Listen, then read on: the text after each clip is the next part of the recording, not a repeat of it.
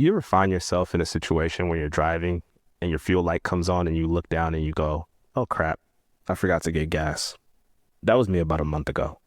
My girlfriend and I were planning a trip from California to Vegas, and while I didn't need gas, I forgot to charge my vehicle. So about halfway to Vegas, we're pushing up a hill on 3%, and I get a thought to myself, and I think, this isn't just me running low on energy. This is a mirror for my life. Maybe you felt the same way too. Have you ever felt like you're just low on energy? You're on 3%.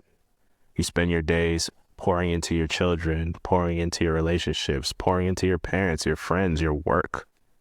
And by the end of the day, you find yourself completely drained, burned out, barely enough energy to clean yourself up and get into bed.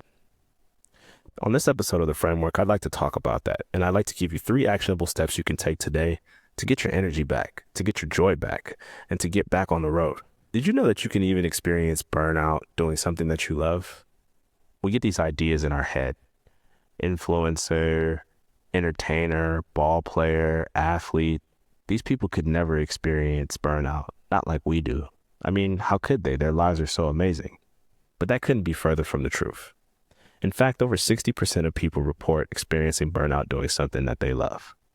Can you imagine trying to pour into your relationship, your children, your hobbies when you're on 3%? Even though the situation may seem bleak, there is a silver lining.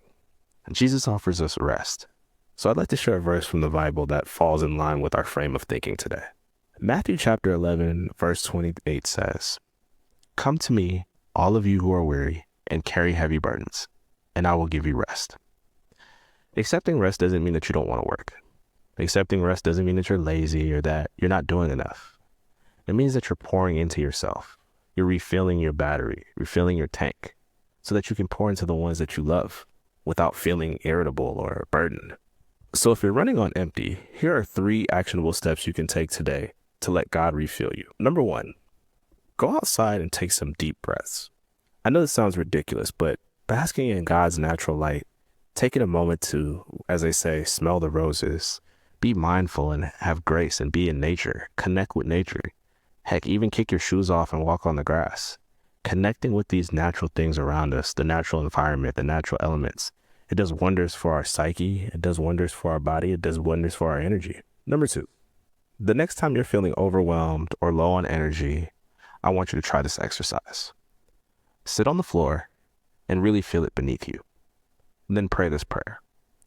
Lord, please help me feel anchored to you. What this does is it calms your anxiety, and it also allows you to connect with God and feel anchored in his presence. Number 3, hydrate mindfully. You would be surprised how dehydration affects the mind. So the next time you're feeling overwhelmed or low on energy, maybe you just need to drink some water. Take each sip slowly and appreciate the water that God gives you and the water that he offers our living soul. These small steps may seem ridiculous at first, but what they do is they create space for God to come in and refuel your soul. So the next time you're feeling low on energy or you've pulled off on the side of the road thinking you've run out of energy to pour into people or into yourself, remember that God's everlasting glory and love will get you right back on track. My name is Ellis, and this is The Framework. If you enjoyed this content, please leave a comment, like, and subscribe.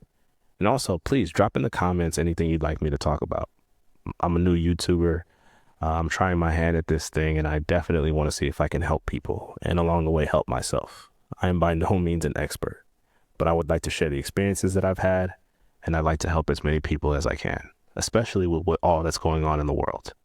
So thank you.